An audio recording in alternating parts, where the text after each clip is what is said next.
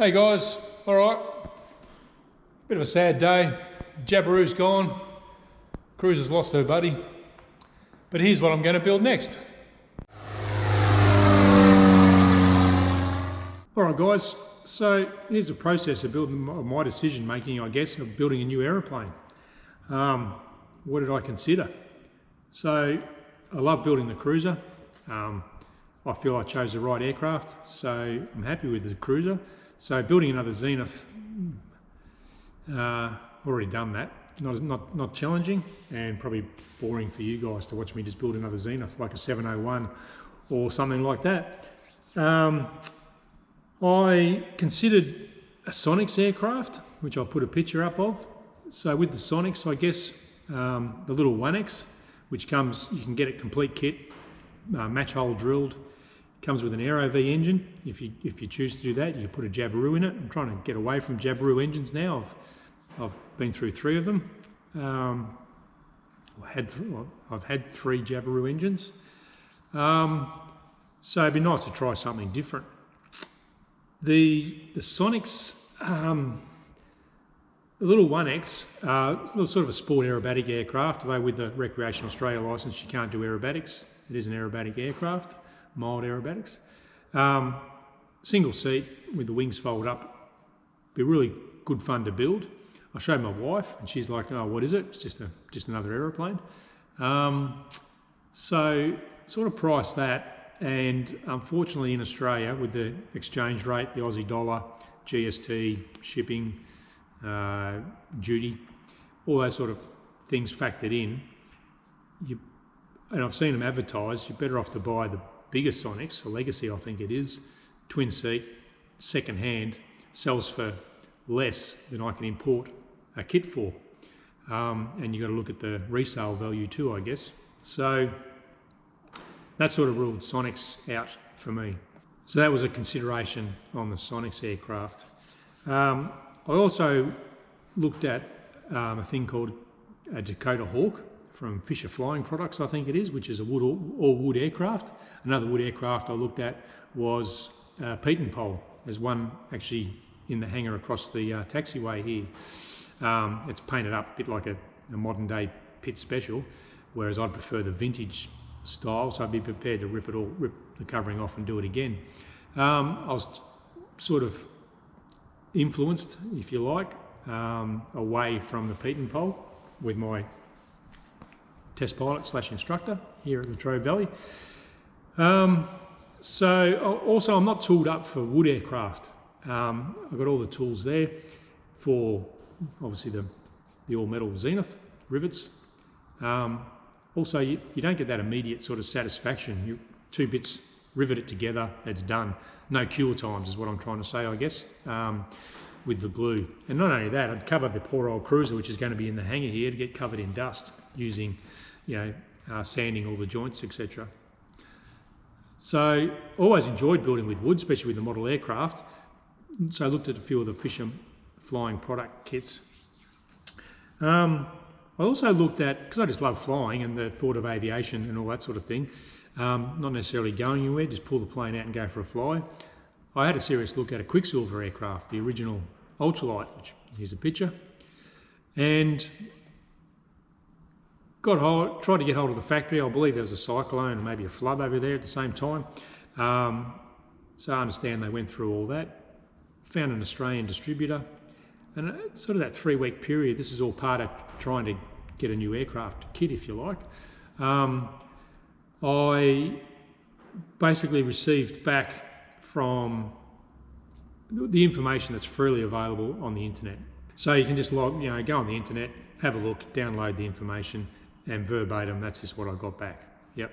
I was asking questions like what's available, what's the lead time, is there any in stock, what if this happens, how much is shipping to Australia, all those sort of things, what are my engine choices, and no responses to that sort of stuff. Simple things like if there's a green one on the shelf, I'll take the green one.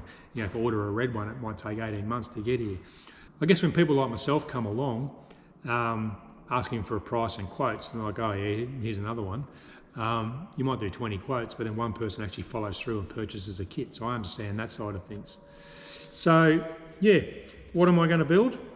Well, so yeah, looked at Zenith, looked at Sonic's, Fisher Flying Products, and you got to go with your heart. Something cool. What do I want to build? Well, let's roll the videotape.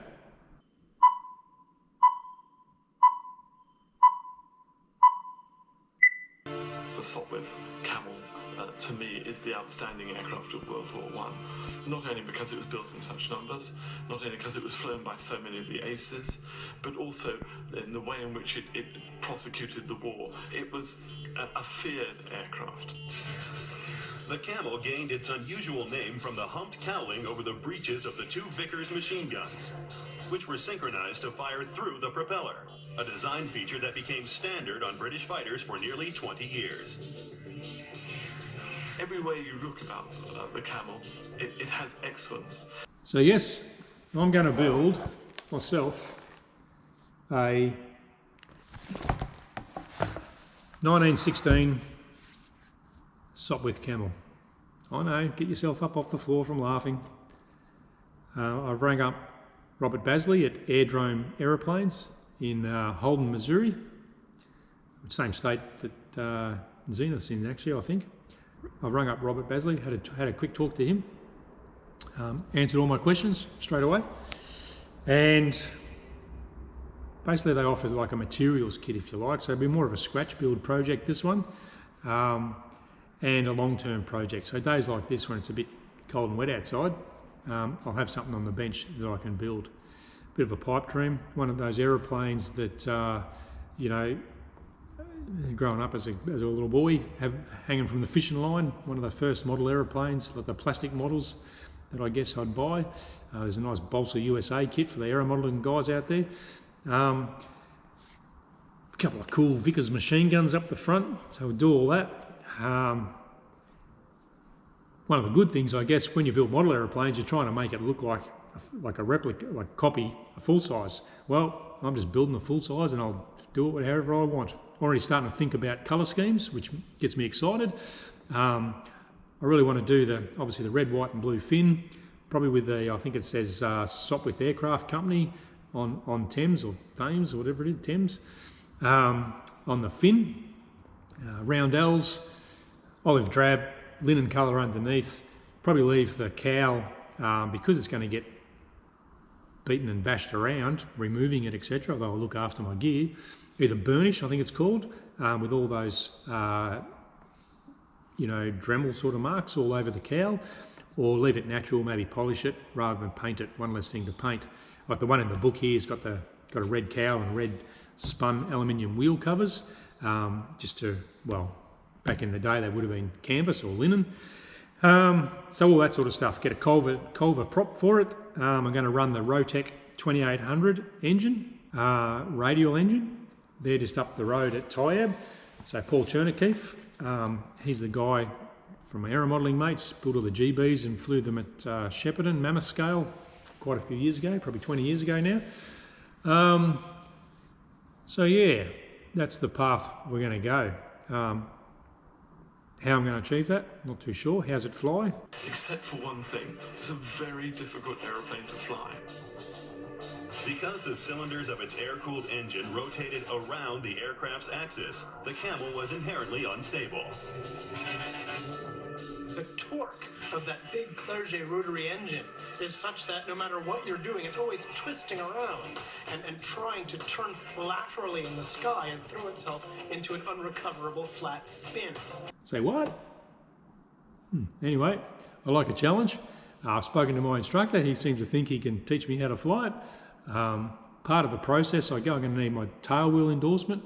That's where the Piper J3 Cub comes in. I've got my eyes out for one of those. If not, I can do my training, but I reckon I need a good couple of 100 hours in a tail dragger before I attempt to fly a Sopwith Camel. Long-term project to get it built.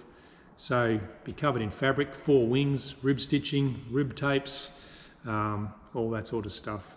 The kit itself is so from Airdrome Aeroplanes, more of a materials kit, so a bit of scratch building, or quite a bit of scratch building, and it's aluminium construction with rivets and metal gussets all riveted together to simulate wood. I assume like the wing struts will be aluminium section, and then just some wood vinyl, or try and come up with a way to make them look like wood from 10 feet away, I guess. I'll do all the cockpit all nice, the combing around the cockpit, nice dashboard, simple instruments, make them look old. Probably a plywood dashboard, stain it all up. Yeah, so it's going to be fun. So if you've picked yourself up from off the floor from laughing, that's great, but that's what I'm going to do. So coming up on the channel, it's going to take a while to get the parts out here to start construction. There's probably a few things I can do in the way, build some jigs and that sort of stuff, and play around with colour schemes. So if you want to help and you got any good suggestions on colour schemes, I like to keep it simple. I've got to paint this thing, don't forget.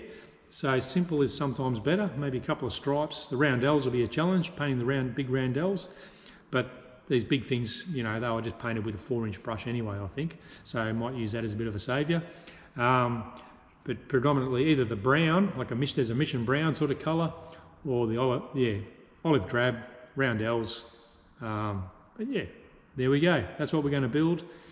Follow along and we'll have some fun and see how it turns out.